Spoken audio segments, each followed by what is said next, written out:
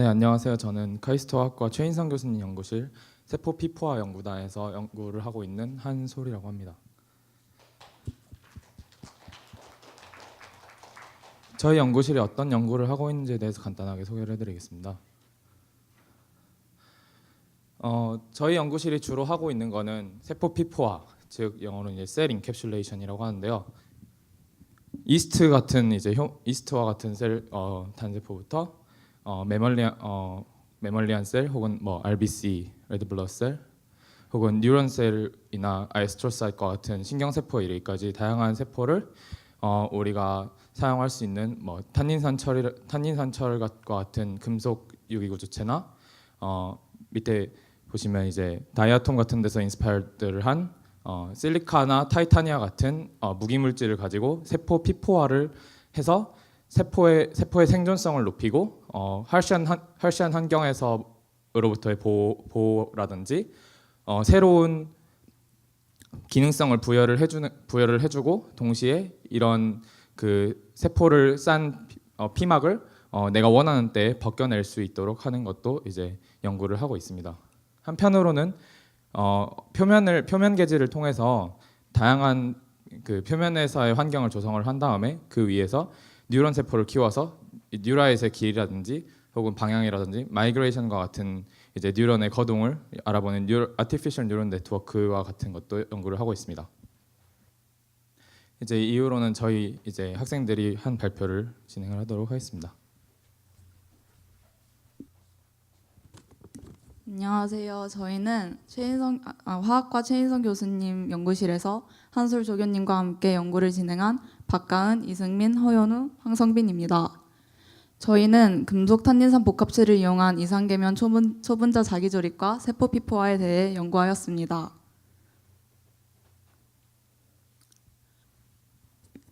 일단 저희 주제인 초분자 자기조립은 통상적으로 기지를 표면을 기반으로 구성 요소들이 자기 조립을 하여 만들어지는 것을 일컫습니다. 대표적인 예가 탄닌산철 복합체입니다. 탄닌산과 같은 폴리페놀과 철과 같은 금속들이 배위 결합을 통해 초분자를 형성하고 이를 통해 다양한 물질에 코팅하는 방식은 2013년 사이언스지에서 처음 발표되었는데요. 이와 같은 쉬운 방법과 마일드한 컨디션 또한 기질에 무관하게 잘 부착되는 장점이 있었습니다.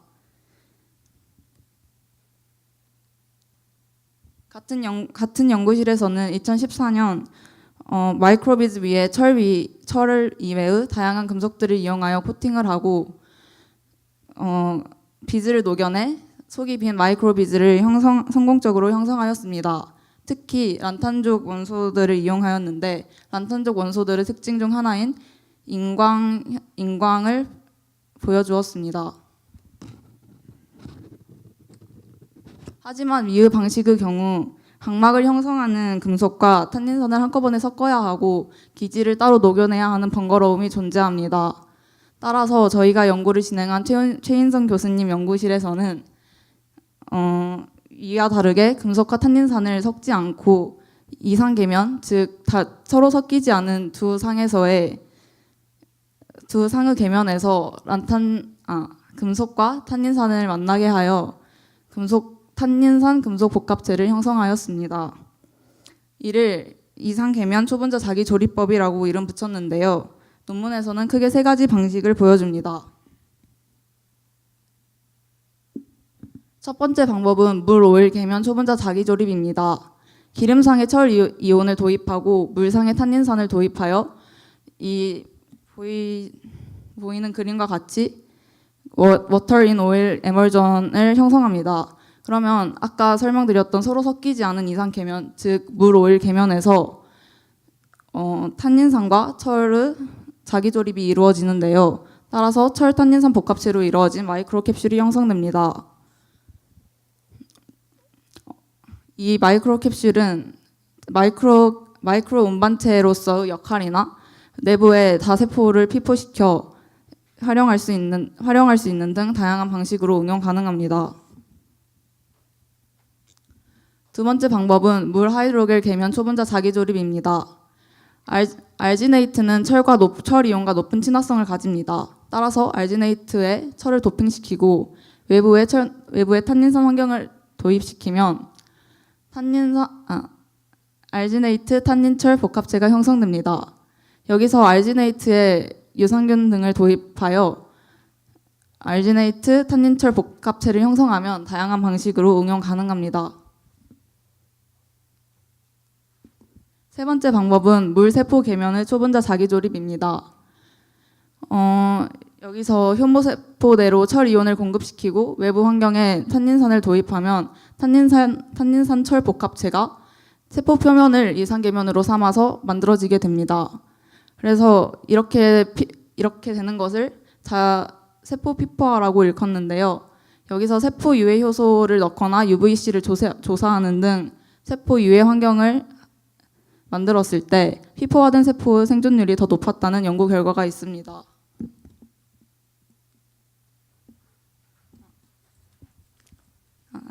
저희는 위와 같이 그 세포 금속과 탄닌산 복합체를 이용해 진행된 연구들에 대해 파악하였습니다. 아까 말씀드렸던 카르소 연구단에서 다양한 금속 가운데에서도 란탄족 원소들을 이용하여 다양하게 활용할 수 있는 모습을 보여주었기 때문에 저희는 유로피언과 털뷴을 이용하여 실험을 설계하였습니다. 유로피언과 털뷴이 탄닌산과 결합하여 금판 표면에서 방막을 형성할 수 있는지 알아보고 물 오일 계면에서 마이크로 이물전을 형성할 수 있는지 또 그를 이용하여 다세포 피포를 확인할 수 있는지 등을 계획하여 실험을 진행하였습니다. 세포 표면을 이상 계면으로 삼아 탄닌 금속 복합체를 형성하기에 앞서 적절한 탄닌산과 금속의 농도 및 시간 조건을 알아보기 위해 각기 다른 조건에서 금속 표면에 탄닌 금속 복합체를 형성시키고 일립소 미터기로 그 두께를 측정하였습니다. 먼저 이 그래프는 농도별로 두께를 측정한 결과입니다. 여기 앞에 4개의 그래프는 탄닌산의 농도를 1mm몰로 고정시키고 금속의 농도를 바꾼 것이고 뒤에 있는 3개의 그래프는 금속의 농도를 10mm몰로 고정시키고 탄닌산의 농도를 바꾸어가며 실험한 것입니다. 전체적으로 탄닌철 복합체가 가장 두꺼운 방막을 형성하였습니다. 이는 이전 문헌에서 철이 탄닌산과 가장 강하게 결합한다는 결과와 일맥상통한다는 것을 확인하였습니다. 그리고 탄닌산의 농도를 일정하게 유지하였을 때 금속과 탄닌산이 이렇게 10대1 농도일 때 철탄닌 복합체가 가장 두꺼운 방막을 형성하였다는 것을 확인할 수 있었습니다. 또한 금속이 같은 농도를 유지할 때 탄닌산의 농도가 증가할수록 두께가 증가하였습니다. 하지만 그리고 다른 금속은 탄닌철 복합체와 다르게 금속과 탄닌산의 비율이 20대1 이상일 때만 두꺼운 방막을 형성하였습니다. 하지만 이는 전체적으로 타당성이 없는 값들이 많이 있었는데요. 이는 탄닌산과 다른 금속 간에 만들어진 복합체가 농도에 따라서 다른 배위결합 방식을 취하고 이 때문에 금판상의 높은 농도로 붙지 않을 수 있기 때문이라고 생각하였습니다. 한편으로는 저희가 두께를 측정한 일리소 메터기 방법상 레퍼런스를 연구소로 보내 모델링을 진행하는데 철 탄닌산의 모델로 유로피움과 털뷴에 대해 두께를 측정하였기 때문에 이는 실제와 다른 값을 얻을 수 있었을 것이란 생각을 하였습니다. 이를 위해 저희는 각각에 대해서도 모델링을 진행한 후 다시 측정을 해야 할 것이라 생각하였습니다. 다음은 시간별로 두께를 측정한 결과입니다. 철과 탄닌의 비율을 앞서 농도를 다르게 해서 실험했을 때 가장 두껍게 나온 10대1로 하여서 두꺼운 방막을 형성할 수 있게 함과 동시에 너무 높은 농도의 용액으로 인해 어그리게이션이 발생하지 않도록 하였습니다. 또한 10대1뿐만이 아니라 철과 탄닌의 비율을 100mm몰 대 10mm몰로 늘려서 비율은 같지만 더 높은 농도로 복합체를 형성하였을 때의 변화를 보았습니다. 저희는 1분, 1시간, 6시간, 12시간이 지난 후 형성된 탄닌 금속 복합체의 두께를 측정하였는데 먼저 탄닌철 복합체를 10대 1의 농도로 하였을 때는 시간 변화와 무관하게 약 20나노미터의 두께를 유지하였습니다. 그리고 100대 10의 탄닌철 복합체는 시간에 따라 이렇게 두께가 증가하였으나 표준 편차가 큰 것을 보아 어그리게이션이 심하게 일어났다는 것을 유추할 수 있었습니다.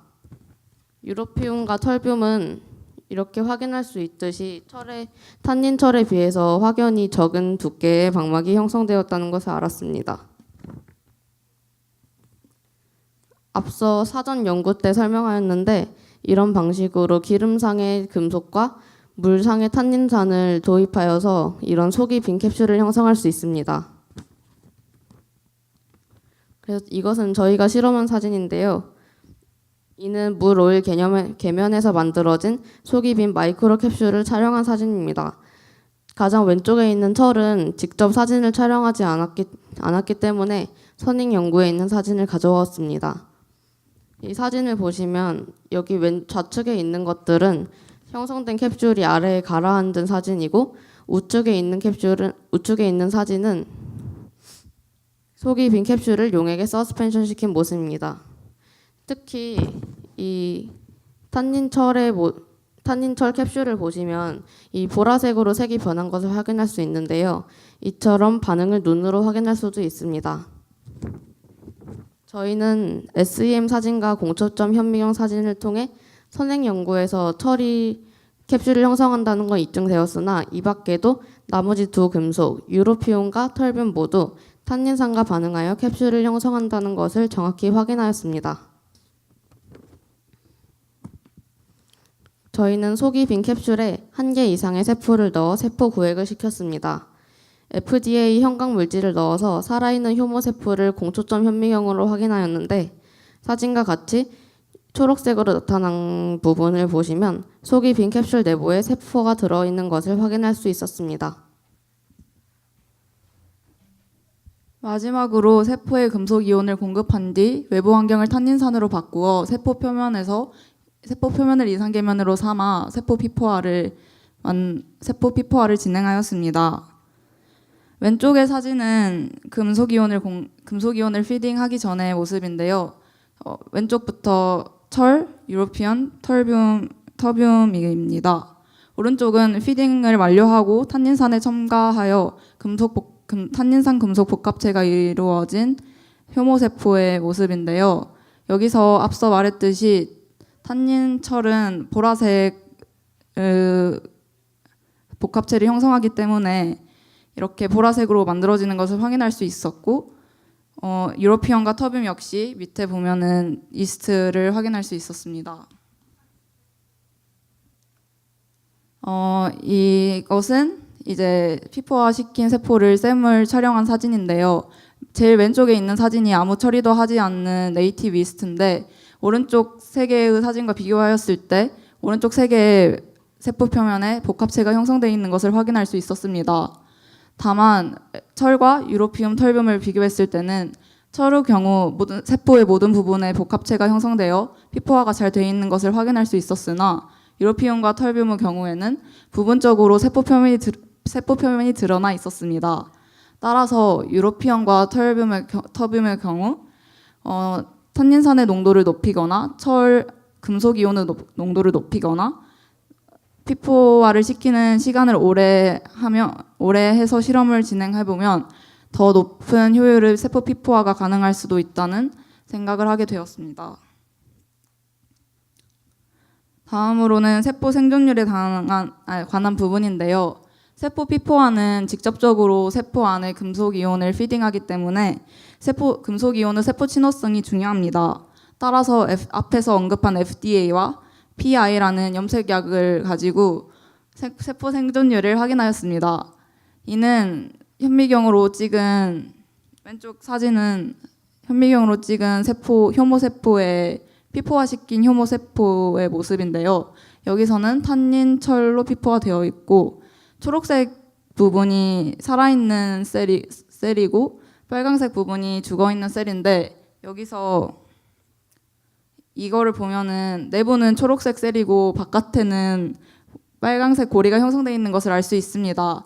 이것은 살아있는 셀인데 이렇게 주변부에 빨강색으로 고리가 형성되어 있는 이유는 그 세포 피포화를 시키는 물질 중 하나인 탄닌산이 되게 스티키한 성질을 가지고 있어서 PY와 결합해서 이렇게 빨갛게 보이는 거고, 이거는 세포 피포화의 또 다른 증거가 될 수 있습니다. 따라서 이러한 현미경 사진들을 직접 셀 카운팅하여서 그래프를 나타내 보았는데요. 이것은 12시간 동안 철을 피딩한 다음에 탄닌산에 노출시킨 시간에 따라서 생존율을 표시한 그래프입니다. 이 값을 보았을 때 1분, 1시간, 6시간의 모두에서 60% 이상의 높은 생존율을 보인 것을 알 수 있습니다. 이와 같이 철뿐만 아니라 유로피움 털분과 같은 다양한 금속을 이용해서 금판에서 방막 형성 및 세포 피포와 물 오일 계면에서의 마이크로 에멀전 형성과 다세포 피포화까지 확인한 것이 저희가 탐구 주간에 진행한 주요 결과입니다. 발표를 들어주셔서 감사합니다.